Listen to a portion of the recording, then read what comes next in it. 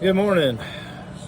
It's been 1 week since my surgery for my anterior lumbar interbody fusion with posterior instrumentation. What that means is they go in through the front, anterior, lumbar, your lower interbody is the titanium cage that they put in place of your disc. They pull the disc out. They dissect it out of there in between the vertebrae, the L5 and the S1, put in a cage. The cage is hollow in the interior of it, and they fill it with Allograft and Autograft material for bone grafting, for bone fusion. And on the front side of that cage, 2 screws go up, 1 screw goes down into each vertebrae above it, vertebrae below it.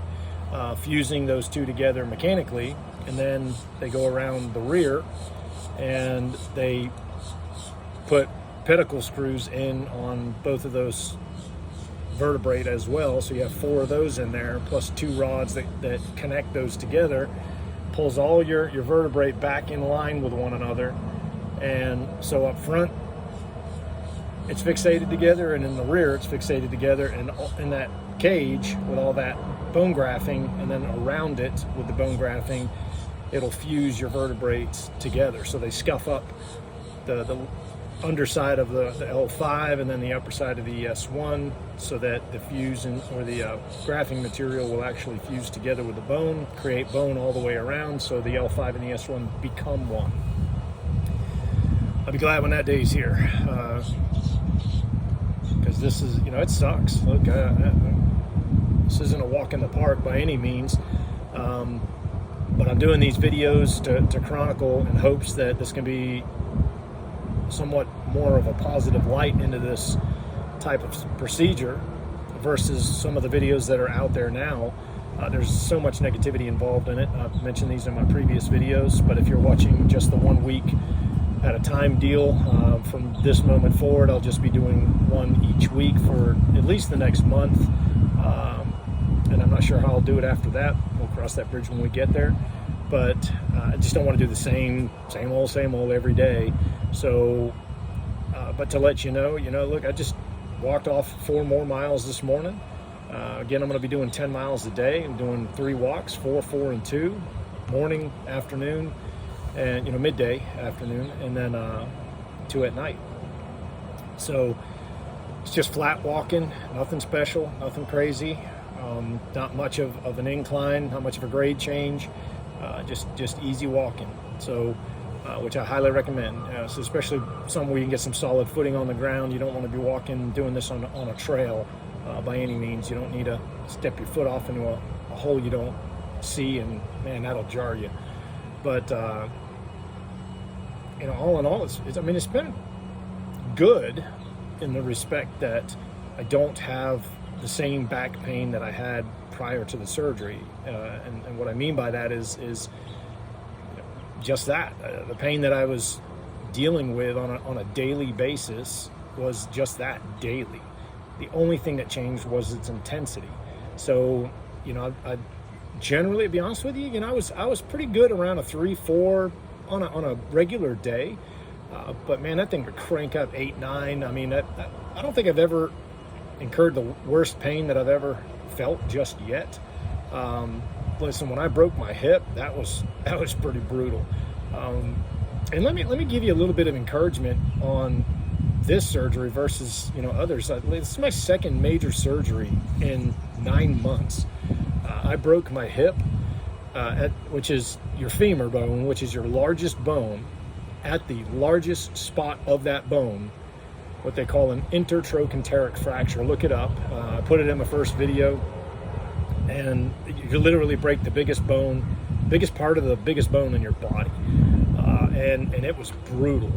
That was a lot of pain, and the recovery side of that, walking, was way worse than this. I could have never put 10 miles down in a day, period. Just wasn't able to do it. The most I think I put down and walking with my hip was 4 miles, and that was not too much before this surgery. It exacerbated my back injury and made this even more painful. So, you know, all of that coupled together, it was just, there was no way I was finishing off 10 miles in a day between the hip pain and the back pain. It was just not happening. Moving back 7 days ago, driving down there was brutal. Just the drive, anytime I drove, especially after the hip, when I broke my hip, it messed my back up so bad. You know, the hip itself was just absolutely brutal, but the amount of increase in pain daily that I was dealt with in my back was hard to deal with, especially driving and sitting. It made those two tasks extremely excruciating. Driving for more than 30 minutes at a time, I'd have to get out, walk around. If I didn't get out, I'd have to literally, at a stoplight, I'd have to pull the slack out on my seatbelt and literally just stretch myself out towards the back seats, you know, over the console as far as I could, just to try to get a little bit of relief. I had therapeutic balls, those real hard balls I'd have to have underneath my glutes, you know, down there, about where your piriformis muscle would be. That sciatica would, you know, just send all of that stuff into shock, all the way down to the foot. It would go numb when I'd drive. It just sucks. It was absolutely brutal. Makes you just want to sit at home and do nothing. It really did. But, you know, again, the world doesn't stop because I do. You know, you still have bills to pay. You still have responsibilities. You still have, you know, a family to take care of. You know, those things don't stop because you do. So you just deal with it, and it sucks. It does. It sucks. So listen, I feel your pain literally and figuratively. So you just have to get up and move, because it's just so much worse if you just sit there. It just is. It absolutely is. So after the surgery, on the ride home, I had none of that pain. Absolutely none. And some of y'all can sit there and say, oh, it's because you were still under anesthesia and all that. That is very true. I won't discount that as a possibility. However, I will tell you this. Since then, I've driven to church, which is only about a 25-minute drive. We went to some family members' house for Easter, you know, yesterday. And I've had none of that pain. None. And listen, when I tell you 30 minutes, that's when it's peaking. That's when it is just drilling me to say, you need a break. I mean, it starts kicking in pretty quick. 15, 20 minutes in, it starts kicking in. Sometimes it's just right when you sit down. You're like, oh, this is going to suck. I mean, you just know the second you get up out of bed, you can tell, oh, this is going to be a suck day. It's going to be a bad pain day. And you know it because you've dealt with it for so long. So that said, I didn't have any of that on the trip to and from church or to and from the family get together for Easter yesterday. So be encouraged that, you know, it's a road you got to travel down. You know, it's not a fun road by any means. It's bumpy. It hurts. It's painful. But it's better. I mean, it literally is better. The amount of pain that I'm in right now is not as bad as the pain that I dealt with after I broke my hip. Meaning the constant back pain that was associated with that blunt trauma that I received from the hip being, you know, broken. That thing did a number on me. It just did. And, you know, dealing with the back pain up to when I broke my hip was a daily pain level. It was daily. But after I broke my hip, it was brutal. It was brutal. I mean, it was 6, 7, 8s almost every day. And I hide it pretty good. My wife sees it better than anybody. A couple of close friends see it. You know, they tell in my face. You know, you can sit there and tell everybody else you're doing good, but we know better, and they and they do. But it sucked. It was brutal. So don't torture yourself any longer by wondering, you know, man, I don't know if I want to go through this because all these videos are so horrible. It's just, I don't want to go through that and have, to deal with this for another year and a half. And I mean, you're going to deal with it anyway, aren't you? Is it going to go away by you just laying in bed, feeling sorry for yourself, having a pity party at home? I mean, nobody comes to it but you, right?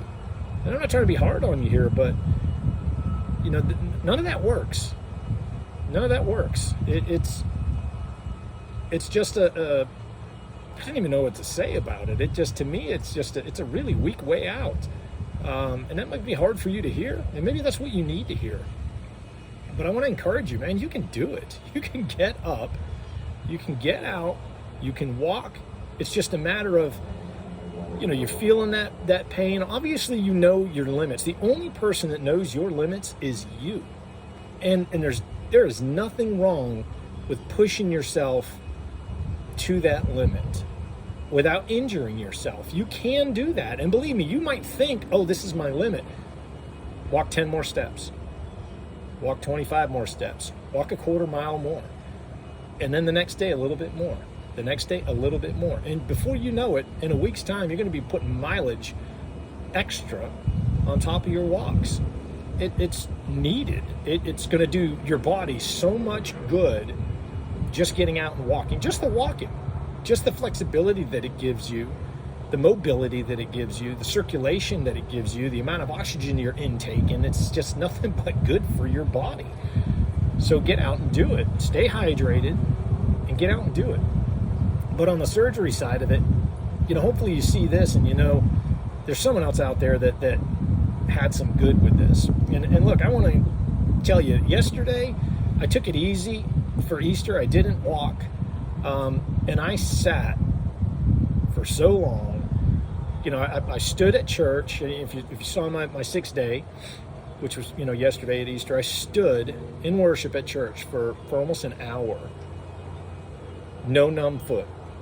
No hard pain going down my leg and through my butt. None of that. None of the normal just stabbing, like somebody just stuck a sword in your back, turned it, and then left it there and walked away. Pain. None of that. Zero. Everything in it right now feels like it's muscular, just achy, sore, and yeah, when you move in a way that you probably shouldn't, it, binds up. That muscle just snatches up and says, yeah, I'm still broke. I'm still cut. I'm still healing. Got a slice down me. There's definitely some reminders of that, especially on that front one. And speaking of that front one, that front cut, for you men out there, I don't know about everybody, but where mine was at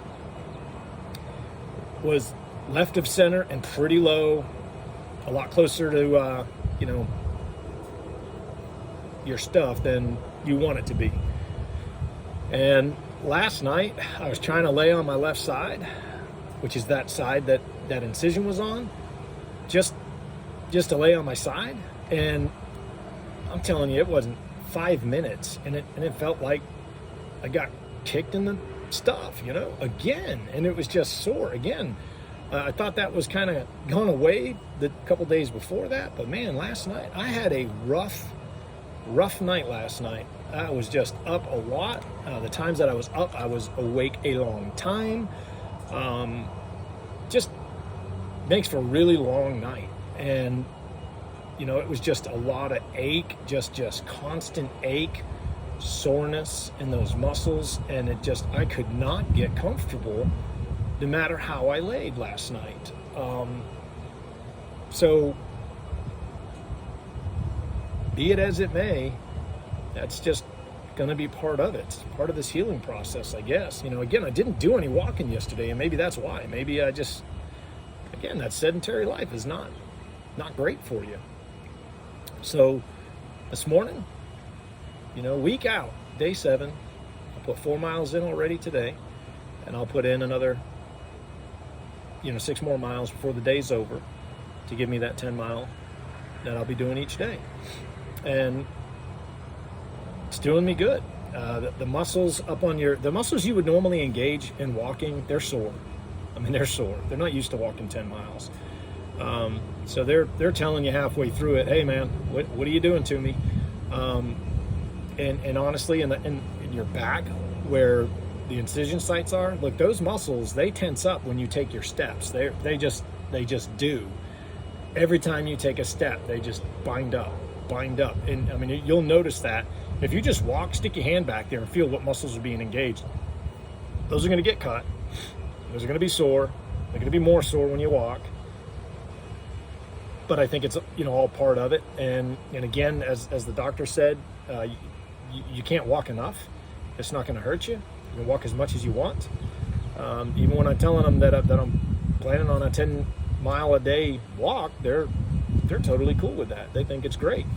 So, and I guess where you have to be with this is you have to be with a doctor in the medical care that you trust, and that takes some time. That takes some research.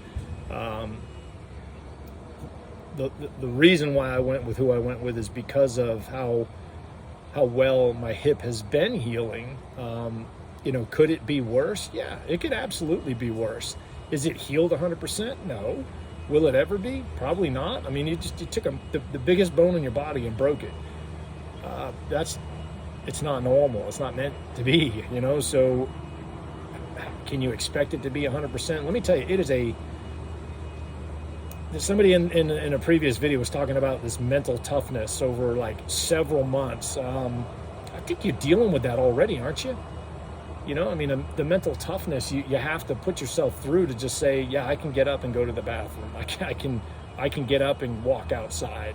I can get up and push myself just a little bit more. You know, that was a really difficult thing for me when I broke my hip. I could not walk. I could not get up. I could not get my foot over the threshold of the shower to get in and out of the shower. You know, my wife is in there lifting my foot up and into the shower while I'm holding on to everything, trying to get myself in there.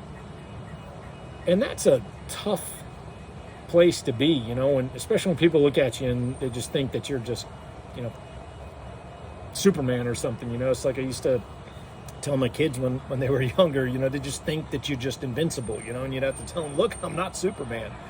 So, you know, after the hip breaks, I talked to my middle son, which was always like that. And I said, see, I told you I'm not Superman. And he says, yeah, but now you're a cyborg, you know, because I got all this metal in me.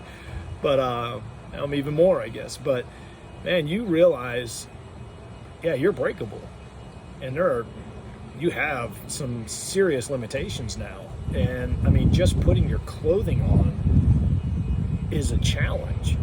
Going to the bathroom is a challenge. Showering is a challenge. Your simple tasks that you take for granted every day are now major hurdles in your life. And is that completely gone? No, it's not. I'm still recovering from the hip fracture. And that thing sucks. I mean, even up to the surgery, you know, that there's moments where it feels like the rod is coming out the side of my leg. I mean, it's so painful. And in future, they're looking at if that doesn't subside, they'll have to remove that stuff back out of me, and I'll have to go through the whole recovery all over again. And that is something I do not want to deal with. I absolutely do not want to ever deal with that again. I'd rather deal with this spinal fusion than that. I'm just going to be real with you. If you've broken your hip before and you've had that done, then you know. And I think you could deal with a spinal fusion better than you could a hip fracture. I'm just being real. I feel like you can go through anything after this stuff right here. I don't know that I could go through much worse at this point in my life. So let that be an encouragement to you. You know, you can get through it. It's a matter of your mind saying, yes, I can. You know, I know there's a light at the end of this tunnel, and I'm going to get there. But it requires work on your behalf. It requires work on you getting up and moving, getting up and rehabbing yourself. You know, not waiting for someone to carry you off to a physical therapy thing and someone to move you around and you to have barely any movement because you're not actually doing much. You're just having them do it for you. Man, just force yourself to do these things. And I'm telling you, you'll see results. You'll absolutely see results. You'll see you doing stuff that you were once doing before, and it's going to make you happy. You know, I'm so grateful that I'm able to walk the way that I can. I don't have a terrible limp. In fact, most people can't even see that it's there. There's days that it's pretty pronounced. You know, when I've been sitting a lot, especially when I've been sitting in the truck for a while driving, and I get back out, I mean, it's like, oh my God, you know, trying to just stand up straight. You just have to stand there for a minute, and then you're kind of like stretching yourself around, you know, twisting things, trying to, you know, loosen up some, and then you just limp to wherever it is you're going. It's a slow move, and then finally things start like coming together and loosening up, and then you're able to walk a little bit better. But it's every day, every time you get up, every time you get out of a vehicle, you know, it's just part of it. And this is going to sound probably the most negative video that I've put out there for you yet, and I'm telling you this because it's not a matter of are you going to go through it. You're going to. It's a matter of how you're going to go through it.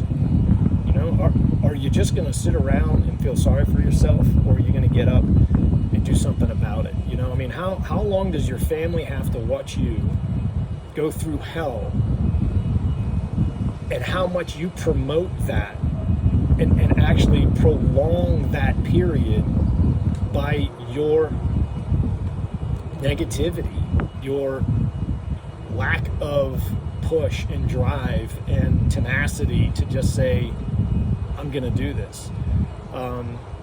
It's a hard road for your family to go through, to watch you go through what you're going through. You know, and I want to be an encouragement to my wife and kids that things happen, and you're dealt with cards. You're dealt with a deck you don't want to play with all the time, but that's what you're dealt, and you play with it. So you do what you have to do to move forward and press on.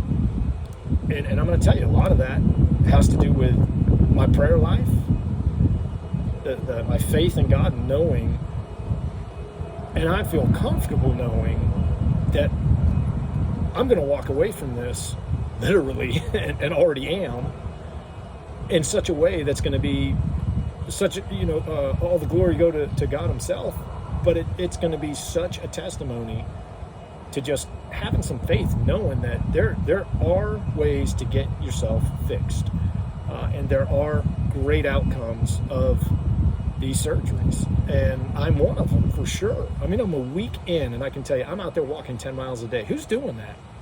Find me somebody on here that's doing that. You know, I'm not a freak of nature by any means. You know, I'm just an average guy. I'm not some Superman dude. I'm just an average guy. I'm no different than anybody else. I'm just blessed. So you got to take that and run with it. You know, and I'm hoping this time, 6 months from now, that I'll be doing just that, running. That's my goal. By the time I hit the 6-month mark, I want to be running. I want to be able to run, let's put it that way. I don't particularly like running unless I got a football in my hand, or I'm playing a game with the kids or something, but I want to be able to run, play with my grandchildren, or do whatever it is.